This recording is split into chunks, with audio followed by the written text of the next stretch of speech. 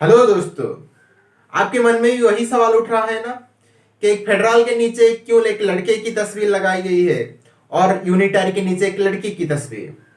जी हाँ, मैंने बिल्कुल सही लगाया है, क्योंकि आज जो मैं टॉपिक पढ़ाने जा रहा हूँ, the nature of Indian constitution, उसको याद रखने के लिए ये सारी चीजें लगाई गई हैं। मैंने आपको पहले ही कहा था, मैं जो सब्जेक्ट पढ़ाने जा रहा हूं उसको कैसे आसान तरीके से याद रखा जा सकता है, उसके लिए मैं पूरी कोशिश करूंगा।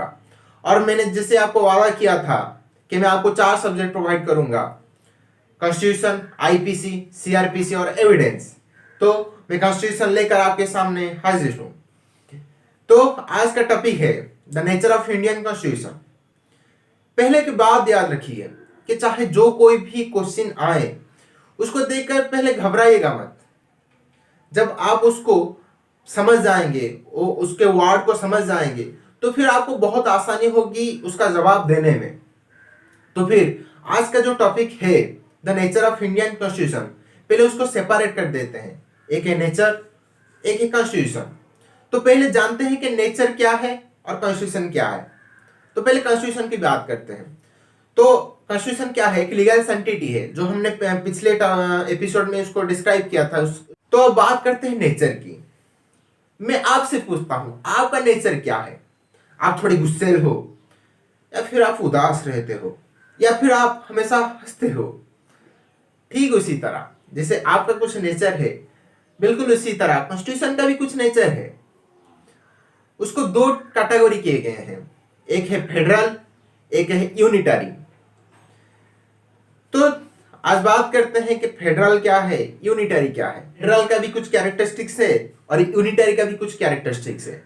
तो फिर चलिए पहले चलते हैं, फेडरल की कैरेक्टरिस्टिक्स क्या है जानते हैं। पहला है डिस्ट्रीब्यूशन ऑफ पावर, दूसरा है सुप्रीमेसी ऑफ कॉन्स्टिट्यूशन, तीसरा है ए रिटन कॉन्स्टिट्यूशन, तीसरा है रिजिडिटी, चौथा है अथॉरिटी ऑफ कोर्ट्स।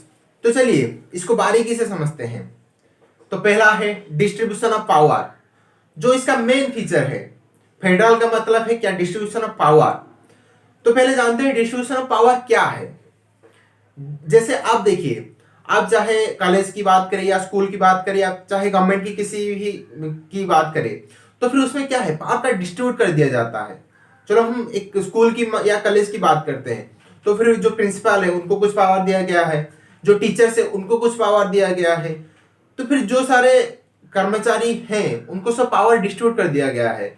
उनके पोस्ट के हिसाब से उनको कुछ काम दिया गया है। ठीक बिल्कुल उसी तरह जो गवर्नमेंट है उसमें भी पावर का डिस्ट्रीब्यूट कर दिया गया है। एक है सेंटर है और एक स्टेट है।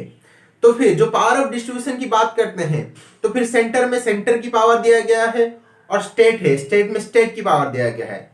फिर इस तरह पावर का डिस्ट्रीब्यूट कर दिया गया है। अब दूसरे पॉइंट की बात करते हैं, सुप्रीमेसी ऑफ कॉन्स्टिट्यूशन। सुप्रीमेसी मतलब क्या है? हेड होता है, जो सुप्रीम अथॉरिटी, जो मेन होता है। कॉन्स्टिट्यूशन को यहां मेन माना गया है। क्यों माना गया है? क्योंकि कॉन्स्टिट्यूशन के अंदर वो लेजिस्लेचर हो, एग्जीक्यूटिव हो, जुडिशियरी हो या गवर्नमेंट हो, चाहे जो भी हो, सब इस कॉन्स्टिट्यूशन के अंदर ही आते हैं। कॉन्स्टिट्यूशन को इनको कंट्रोल करता है। जो भी चीजें हैं कॉन्स्टिट्यूशन के तहत उनको काम करना पड़ता है। तो फिर इसलिए हम कॉन्स्टिट्यूशन को सुप्रीम मान के चलते हैं। अब बात करते हैं तीसरे की, a written constitution. Written constitution क्यों कहा जाता है? क्योंकि हमारे जो लॉ फ्रेमर्स हैं, जो संविधान को लिखे हैं, उन्होंने बहुत सारे संविधान को पढ़े, चाहे वो यूएसए हो चाहे वो यूके हो। उन्होंने बहुत सारे कंट्री के संविधान को पढ़ने के बाद उन्होंने सब कुछ मिलाकर एक संविधान को लिखा। तो फिर इसलिए जो फेडरल कॉन्स्टिट्यूशन है उसमें एक लिखित होता है, जो सारे रूल्स हैं उसको लिखित आकार में रखा जाता है। इसलिए हम इसको क्या कहते हैं? एक रिटन कॉन्स्टिट्यूशन। तो जो फेडरल के अंतर्गत एक रिटन कॉन्स्टिट्यूशन आता है। तो अब बात करते हैं रिजिडिटी की। जी हाँ, रिजिडिटी मतलब जिसको तोड़ना या उसको चेंज करना डिफिकल्ट होता है। इसका मतलब ये नहीं कि हम चेंज नहीं कर सकते, हमारा संविधान रिजिडिटी के अंतर्गत आता है। इसके जो सारे रूल्स हैं इसको चेंज करना डिफिकल्ट होता है। इसका मतलब हम चेंज कर सकते हैं, लीगली इसको चेंज कर सकते हैं, अमेंडेड के तहत उसको चेंज किया जा सकता है। लेकिन कुछ ऐसे होते हैं जिनको चेंज करना डिफिकल्ट होता है, जैसे कि हमारा फंडामेंटल राइट्स होता है, इसको चेंज करना इतना आसान नहीं है। अब आखिरी में आता है अथॉरिटी ऑफ कोर्ट्स की। देखिए, जब हम अथॉरिटी ऑफ कोर्ट्स की बात करते हैं, हमारा लेजिस्लेचर आ गया, एग्जीक्यूटिव आ गया, जो संविधान में है, जो रूल्स बनाए गए हैं, तो उसको क्या एक लॉ बना दिए, एक उसको एग्जीक्यूट करवा दिए। लेकिन जो कर रहे हैं क्या वो सही है? जो पाथ पे चल रहे हैं क्या वो सही है? क्या वो संविधान को वायोलेट तो नहीं कर रहे हैं? इसलिए कि एक इम्पार्शियल अथॉरिटी की जरूरत थी, इसलिए हमने जुडिशियरी सिस्टम को बनाया। जो जुडिशियरी सिस्टम ये देखेगा कि संविधान को वायोलेट तो नहीं हो रहा है, कि संविधान ठीक तरह से चल रहा है या नहीं चल रहा है। जो जुडिशियरी का काम यही है, वो इसको इंटरप्रेट करेगा, क्या वो सारे चीज सही तरीके से चल रहे हैं या नहीं चल रहे हैं। अब बात करते हैं यूनिटरी की, जो फेडरल को अपोज करता है। तो चलिए उसके कैरेक्टरिस्टिक्स को जानते हैं। पहला आता है अपॉइंटमेंट ऑफ गवर्नर, दूसरा है parliament's power to legislate in the national interest, तीसरा है form new states and alter boundaries of existing states, और आखिर में आता है इमरजेंसी प्रोविजन। तो चलिए बात करते हैं वो अपॉइंटमेंट ऑफ गवर्नर की। Appointment of governor, appointment governor को प्रेसिडेंट अपॉइंट करते हैं, और गवर्नर प्रेसिडेंट के आगे आंसरेबल होते हैं। गवर्नर एक स्टेट में जो मिनिस्टर होते हैं उनके एडवाइस के हिसाब से गवर्नमेंट को चलाते हैं। तो बात करते हैं parliament's power to legislate on national interest. Article 249 के तहत पार्लियामेंट को ये पावर दिए गए हैं कि वो चाहे तो स्टेट में इंटरफेयर कर सकते हैं अगर वो नेशनल इंटरेस्ट के ऊपर आ रहा है। स्टेट लिस्ट में जो सारे चीजें दिए गए हैं उसके ऊपर वो रूल बना सकते हैं। हमारे पास तीन तरह का लिस्ट है, एक है स्टेट लिस्ट, एक है यूनियन लिस्ट और एक है कंकरेंट लिस्ट। इसके बारे में हम बाद में बात करेंगे। तो पहले हम जान लेते हैं कि अगर स्टेट लिस्ट में जो सारे चीजें दिए गए हैं उसके ऊपर अगर वो नेशनल इंटरेस्ट में आता है तो फिर पार्लियामेंट उस पर रूल बना सकता है, लेकिन उसके लिए राज्यसभा का 2/3 मेजोरिटी होना चाहिए। अगर 2/3 मेजोरिटी में उसको पास कर दिया जाता है तो फिर वो रूल बन सकता है स्टेट लिस्ट के लिए। तो बात करते हैं form new state and alter the boundaries of states.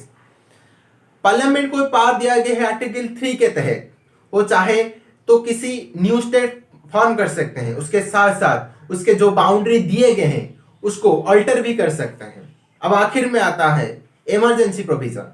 हमारे पास तीन तरह का इमरजेंसी है, एक है नेशनल इमरजेंसी, एक है स्टेट इमरजेंसी और एक है फाइनेंशियल इमरजेंसी। हमारे इंडिया में नेशनल इमरजेंसी और स्टेट इमरजेंसी लग चुका है, लेकिन फाइनेंशियल इमरजेंसी आज तक अभी नहीं लगा है। तो फिर चलिए बात करते हैं नेशनल इमरजेंसी की। नेशनल इमरजेंसी आर्टिकल 352 डील करता है।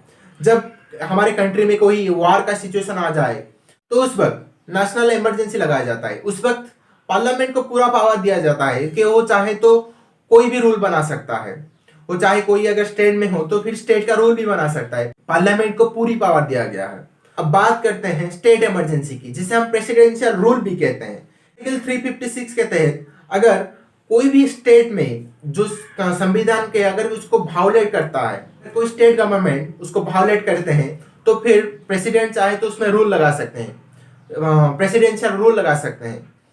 तो फिर उसके वजह से क्या होगा, प्रेसिडेंट रूल करेंगे उस स्टेट को।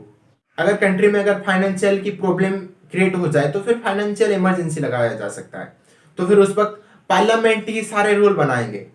तो हमने जान लिया कि फेडरल क्या है, यूनिटरी क्या है। तो फिर हमारे संविधान को बहुत लोग फेडरल कहते हैं, बहुत इसको यूनिटरी कहते हैं। इसलिए बहुत लोग इसको मान के चलते हैं कि इसको क्वासी फेडरल कहते हैं, कि हमारे संविधान में फेडरल के फीचर्स हैं साथ ही साथ यूनिटरी के फीचर्स हैं। तो फिर अभी आपके मन में सवाल आता होगा कि हमने पहले लगाया था कि फेडरल के नीचे के लड़के की तस्वीर लगाई थी और एक यूनिटरी के नीचे एक लड़की की तस्वीर लगाई थी। जब हम अब जान चुके हैं तो फिर आइए समझते हैं कि हमने क्यों लगाया। और आमतौर पर जो होता है, कोई भी चीज हम पढ़े तो फिर कुछ दिनों के लिए याद रह जाता है, लेकिन बाद में हम उसको भूल जाते हैं। लेकिन यहाँ पे ऐसा नहीं होगा। मैं आपको ऐसे आसान तरीके से समझाऊंगा एक आप आसानी से याद रख सकते हैं। तो चलिए, हमने पढ़ लिया कि फेडरल के फीचर्स क्या है और यूनिटरी के फीचर्स क्या है। तो फिर चलिए, मैं जो एग्जांपल देता हूं उस पर दिल पे मत लगाएगा, ना मेरा कोई इंटेंशन है किसी को हर्ट करने के लिए, तो फिर ये मजाक करने के लिए और सिर्फ याद करने के लिए है। तो फिर चलिए, यहाँ पे फेडरल को एक हस्बैंड मान के चलते हैं और यूनिटरी को एक वाइफ मान के चलते हैं। फेडरल क्या होता है? डिस्ट्रीब्यूशन ऑफ पावर होता है। तो फिर शादी के बाद हस्बैंड जो होता है उसको पावर डिस्ट्रीब्यूट कर देता है। वो वाइफ को कुछ पावर देता है, माँ पिताजी को भी पावर देता है और खुद के पास कुछ पावर रखता है और सबकी बात मानता है, सबका दिल रखने के लिए वो करता जाता है। इसलिए हम मान के चलते हैं कि उसको फेडरल को हस्बैंड मान के चलते हैं। अब बात करते हैं यूनिटरी की। आपने देखा होगा कि शादी के बाद अक्सर लड़कियां जो कहती हैं उसके हिसाब से घर चलता है, मतलब वो यूनिटरी होते हैं। उनके हुक्म जो होता है, जैसे हमारा पार्लियामेंट जो डील करता है उसके हिसाब से जैसे सब कुछ चलते हैं, ठीक उसी तरह आज वाइफ ये कहेंगे जी जी ऐसा ही होगा, आज वाइफ वो कहेंगे जी ऐसा ही होगा, आज हम यहाँ पे घूमने जाएंगे, आज हम यहाँ पे घूमने जाएंगे जी जाएंगे, जी आज डिनर क्या मन है तो जाएंगे। तो फिर वाइफ जो कहते हैं उनके हिसाब से हस्बैंड ज्यादातर चलते हैं, इसलिए हम उसको यूनिटरी मान के चलते हैं। जैसे ये हमने दो कैटेगरी कर दिए, एक फेडरल जो है एक हस्बैंड मान लिए, जो यूनिटरी है उसको वाइफ मान लिए। तो फिर ऐसे चीजें याद रखने में आपको आसानी होगी। अगर आप चैनल पर पहली बार आए हैं तो चैनल को लाइक कमेंट और सब्सक्राइब जरूर करिएगा। अगर आपके मन में कुछ भी सवाल है तो नीचे दिए गए कमेंट बॉक्स में आप कमेंट करिए। मैं जानना चाहते हैं तो फिर नीचे दिए गए कमेंट बॉक्स में आप कमेंट कर सकते हैं। अगर आपको कैसा लगा आप मुझे बताइए। अगर कुछ गलती भी हो रही है तो फिर आप मुझे बताइए, क्योंकि अगर आप नहीं बताएंगे तो फिर मैं इसको रेक्टिफाई कैसे करूंगा। तो फिर मिलते हैं अगले एक नए एपिसोड में।